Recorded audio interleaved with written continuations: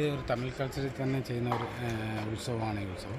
ഈ ഉത്സവം എന്ന് പറയുന്നത് ഈ മുത്തുമാരിയമ്മൻ എന്ന് പറയും. ഈ ദേവിയാണ്. മുത്തുമാരിയമ്മൻ മീൻസ് നമ്മുടെ മലയാളത്തിൽ ദേവിയാണ്. ഞങ്ങൾ വർഷത്തിൽ ഒരു ഉത്സവം നടത്തും. ഞങ്ങളുടെ ഒരു 3 ഗ്രാമമുണ്ട്: ഗവി, മീനാർ, പമ്പ. അപ്പോൾ ആദ്യത്തെ ഉത്സവം ഗവി ആയിരിക്കും, രണ്ടാമത്തെ ഉത്സവം മീനാറായിരിക്കും, മൂന്നാമത്തെ ഉത്സവം പമ്പയായിരിക്കും. 3 ഉത്സവമാണ്. ഞങ്ങൾ ജനിച്ചു വരുന്നതെല്ലാം കേരളത്തിലാണെങ്കിലും ഞങ്ങളുടെ ഉത്സവത്തിൻ്റെ ഒരു കൾച്ചർ എന്ന് പറയുമ്പോൾ തമിഴ് കൾച്ചറാണ്. അത് മുളപ്പാരിയാണ് ഏറ്റവും വലിയൊരു ഫേമസ്. മുളപ്പാരി എന്ന് പറയപ്പെടുന്നത് കുറേ പയർ വകയിൽപ്പെട്ട എല്ലാ സംഭവങ്ങളും എടുത്തിട്ട് ഒരു കൊട്ട എടുത്ത് അതിനകത്ത് തന്നെ ഇടും.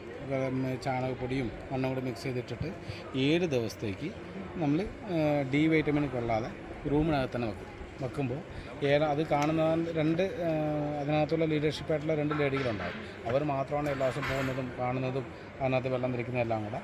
പിന്നെ അവർ പ്യൂർ വെജിറ്റേറിയൻ ആയിരിക്കും എല്ലാവരും. ഈ മുളപ്പാരിയിട്ട 60 പേരുണ്ടെങ്കിൽ 60 പേരും പ്യൂർ വെജിറ്റേറിയൻ ആയിരിക്കും, നോൺ വെജൊന്നും കഴിക്കില്ല. ഇത് 7ാമത്തെ ദിവസം ഇവരെല്ലാവരും വിളിച്ചിട്ട് അകത്ത് കൊണ്ട് കാണിച്ചിട്ട് റൂമിനകത്ത് നിന്ന് എടുക്കുമ്പോൾ ഈ വിത്ത് നല്ലപോലെ കിളുത്ത് വരും. അതാണ് അതിൻ്റെ കൾച്ചർ. ഈ വിത്തും കൊണ്ട് ഇത് മുളപ്പാരി എടുത്തുകൊണ്ട് നേരെ അമ്പലത്തിലേക്ക് പോകും.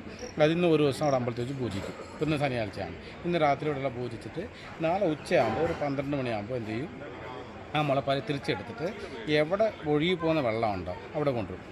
ഒരു ചെറിയ റിവറായിരിക്കും, അവിടെ കൊണ്ടുവന്ന് ഇതിനെ ഒഴുക്കിവിടുമ്പോൾ അതിൻ്റെ പ്രൊസീജിയർ എന്ന് പറഞ്ഞു കഴിഞ്ഞാൽ ഇത് ഒഴുകി പോകുമ്പോൾ ഇതിൻ്റെ വിത്തുകൾ ചിലപ്പം കുറച്ച് വിത്ത് കിളുത്തിട്ടുണ്ടാവും, കുറേ കിളുക്കാത്ത വിത്തുകളുണ്ടാവും. ഈ വിത്തുകളെല്ലാം കൂടെ മീൻ കഴിക്കാൻ വേണ്ടിയിട്ടും ബാക്കി ഒഴുകി പോയിട്ട് കാട്ടിലേക്ക് കുറേ ചെടികൾ വളരാനുള്ള ഓപ്ഷനാണ്. അതാണ് അതിൻ്റെ സത്യാവസ്ഥ.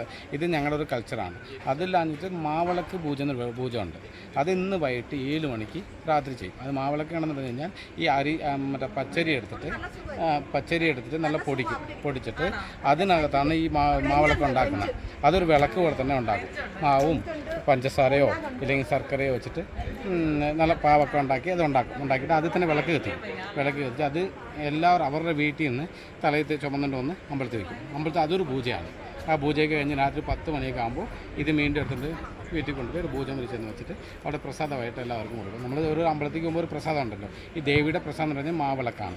ഈ മാവിളക്ക് പ്രസാദം എല്ലാവർക്കും സെറ്റായി കൊടുക്കും. ഞങ്ങളുടെ അങ്ങനത്തെ ഒരു ഉത്സവമാണ് ഈ ഉത്സവം. എല്ലാ വർഷവും ഒരു സമയം നടക്കുള്ളൂ. സാറിൻ്റെ പേര്? എൻ്റെ പേര് സെൽവരാജ് എന്നാണ്. ഞാനിവിടെ ജനിച്ചു വരുന്ന ഒരാളാണ്. Thank you.